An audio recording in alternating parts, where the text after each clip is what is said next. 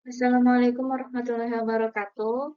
Perkenalkan, nama saya Hannah Nihayatun Nihma dengan NIM 230500622, kelas 1 Program Studi Farmasi Angkatan 2023. Di sini saya akan menjelaskan tentang narkotik dan psikotropik.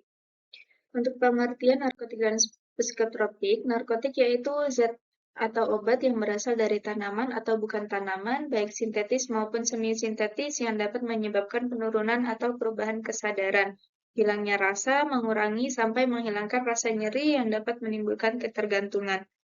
Sedangkan psikotropik adalah zat atau obat baik alamiah maupun sintesis dan bukan narkotika yang dapat menyebabkan perubahan khas pada aktivitas mental dan perilaku.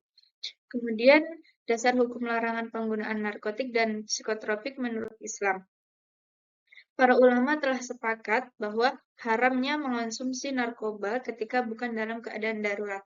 Ibnu Taimiyah rahimahullah berkata, narkoba sama halnya dengan zat yang memabukkan, yakni diharamkan berdasarkan kesepakatan para ulama. Bahkan setiap zat yang dapat menghilangkan akal haram untuk dikonsumsi walaupun tidak memabukkan. Ada ayat yang berbunyi Bismillahirrahmanirrahim wa yuhillu lahumut thayyibati wa yuharrimu 'alaihimul khaba'ith, yang artinya dan menghalalkan bagi mereka segala yang baik dan mengharamkan bagi mereka segala yang buruk. Quran surat Al-A'raf ayat 157. Yakni setiap sesuatu yang khabis, di mana sesuatu yang khabis ini berarti sesuatu yang terlarang. Nah, di antara makna khabis tersebut ialah salah satunya ini memberi efek negatif. Kemudian tentang jenis-jenis narkotik dan psikotropik. Jadi narkotik terbagi menjadi 3 golongan. Yang pertama hanya digunakan untuk penelitian. Contohnya tanaman ganja, tanaman koka, opium mentah, dan daun koka. Kemudian yang kedua, golongan kedua, digunakan untuk pengobatan atau terapi, tetapi dengan syarat dan ketentuan. Di sini contohnya adalah morfin. Kemudian yang ketiga adalah digunakan untuk pengobatan atau terapi dengan syarat dan ketentuan. Contohnya yaitu etilmorfina dan kodeina.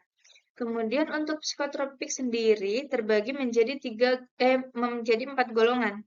Golongan yang pertama yaitu digunakan untuk ilmu pengetahuan dan penelitian. Hanya digunakan untuk ilmu pengetahuan dan penelitian. Contohnya adalah dexchloroketamin, fluarprazolam. Kemudian golongan yang kedua digunakan untuk penelitian dan terapi, yakni contohnya adalah metilfedina dan secobarbital. Dan golongan yang ketiga digunakan untuk penelitian dan terapi, contohnya pentobarbital. Untuk golongan keempat sering digunakan untuk terapi, contohnya adalah alprazolam, diazepam, dan clobazam dan lorazepam.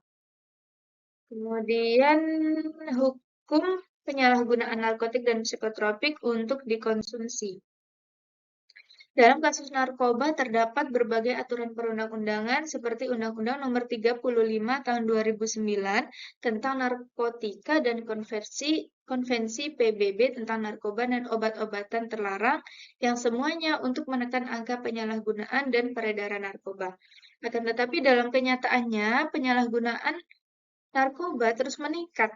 Oleh karena itu, perlu adanya alternatif hukum, yakni bisa dikatakan hukum Islam, sebagai solusi dan responsif dan antipasif terhadap perkembangan dalam masyarakat Indonesia.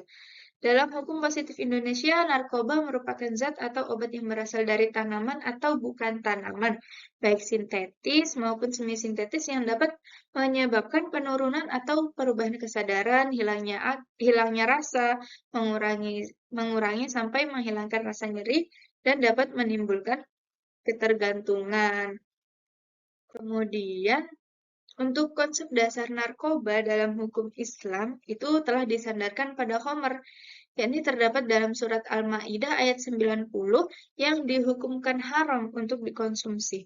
Sedangkan dalam hukum positif Indonesia, narkoba adalah narkotika, psikotropika, dan bahan adiktif lainnya yang dituangkan dalam Undang-Undang Nomor 35 Tahun 2009 tentang narkotika dan Undang-Undang Psikotropika Nomor 5 Tahun 1997 tentang psikotropika.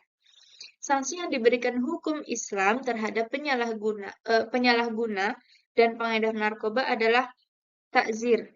Sanksi takzir bagi penyalahguna narkoba berupa rehabilitasi karena berdasarkan penelitian dan kajian ilmiah termasuk WHO berkesimpulan bahwa penyalahguna narkoba atau pecandu narkoba adalah orang sakit yang harus diselamatkan.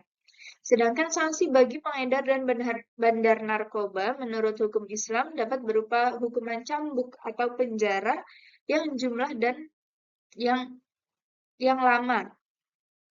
Hukumnya tergantung keyakinan hakim yang memeriksanya berdasarkan perannya dalam peredaran gelap narkoba tersebut. Sedangkan dalam hukum positif Indonesia, sanksi bagi penyalahguna atau pecandu ataupun korban penyalahguna dan pengedar atau bandar narkoba itu telah diatur dengan jelas dan tegas. Sanksi untuk penyalahguna narkoba adalah rehabilitasi baik medis maupun sosial berdasarkan pasal 54, 55, 103 dan 107 Undang-Undang Nomor 35 Tahun 2009 tentang narkoba. Nah, selanjutnya hukum penggunaan narkotika dan psikotropika untuk pengobatan. Penggunaan narkotika untuk pengobatan dalam hukum positif Indonesia merupakan hal yang lazim dilakukan, asalkan penggunaannya diawasi oleh seseorang yang ahli dalam bidangnya atau seorang dokter. Sedangkan dalam hukum Islam, penggunaan narkotika atau sejenis khamr, hukumnya tetaplah haram, sedikit ataupun banyak jumlahnya yang dikonsumsi. Akan tetapi, hukum Islam memberikan keringanan atau biasa disebut rukhsah